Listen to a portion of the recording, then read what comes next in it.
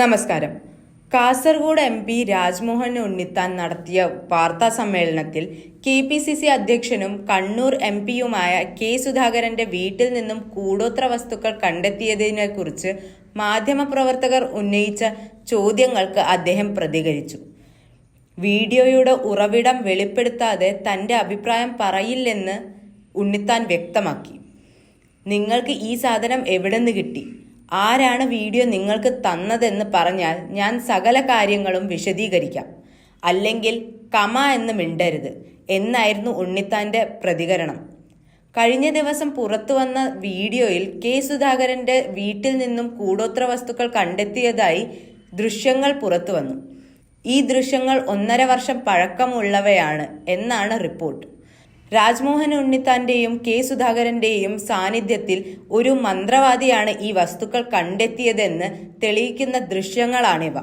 വീഡിയോയിൽ കുഴിച്ചിട്ട നിലയിലുള്ള ചില വസ്തുക്കൾ പുറത്തെടുത്തിരിക്കുന്നതായി കാണാം. ഒരു കിഴിയിൽ തെയ്യത്തിന്റെ രൂപവും തകിടുകളിൽ കാലിന്റെയും ഉടലിന്റെയും തലയുടെയും രൂപങ്ങളാണ് കണ്ടെത്തിയത്. കുഴിച്ചിട്ട നിലയിൽ എടുക്കുമ്പോൾ ഇവയെല്ലാം വ്യക്തമായും ദൃശ്യങ്ങളിൽ തെളിയുന്നു. കാലിന് പ്രശ്നങ്ങളുണ്ടോ എന്ന് മന്ത്രവാദി സുധാകരനോട് ചോദിക്കുന്നതും ബലക്ഷയമുണ്ടായിരുന്നു എന്ന് സുധാകരൻ മറുപടി നൽകുന്നതും വീഡിയോയിൽ ഉൾപ്പെട്ടിരിക്കുന്നു. വീടിന്റെ രൂപങ്ങളും തകിടിൽ ഉണ്ടെന്ന് മന്ത്രവാദി പറയുന്നു. തന്റെ ജീവനൊന്നും സംഭവിക്കാതിരുന്നത് ഭാഗ്യമെന്ന് സുധാകരൻ പറയുന്നതും കേൾക്കാം. വസ്തുക്കൾ കണ്ടെടുത്ത കാര്യം സുധാകരൻ സ്ഥിരീകരിച്ചിട്ടുണ്ട്. ഇത് പഴയ വീഡിയോ ആണെന്ന് പറഞ്ഞ അദ്ദേഹം ഉണ്ണിത്താനോട് ചോദിച്ചാൽ കാര്യങ്ങൾ അറിയാം എന്നും തിരുവനന്തപുരത്ത് മാധ്യമങ്ങളുടെ ചോദ്യത്തിന് മറുപടി നൽകി.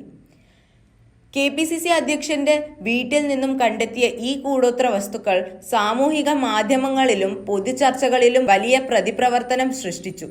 ഇത് രാഷ്ട്രീയ വേദികളിലും ചർച്ചാ വിഷയമായി മാറി. കേരള രാഷ്ട്രീയത്തിൽ ഈ സംഭവം വലിയ പ്രതിസന്ധി സൃഷ്ടിച്ചു. സുപ്രധാന രാഷ്ട്രീയ നേതാക്കളും അനുഭാവികളുമാണ് ഈ വിഷയത്തിൽ പ്രതികരണങ്ങൾ നൽകുന്നത്.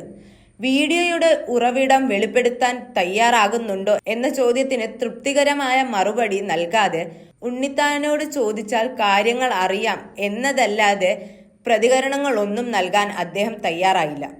സമൂഹത്തിലെ വിവിധ വിഭാഗങ്ങൾ ഈ സംഭവത്തെക്കുറിച്ച് വിശദമായ അന്വേഷണം ആവശ്യപ്പെടുന്നുണ്ട്.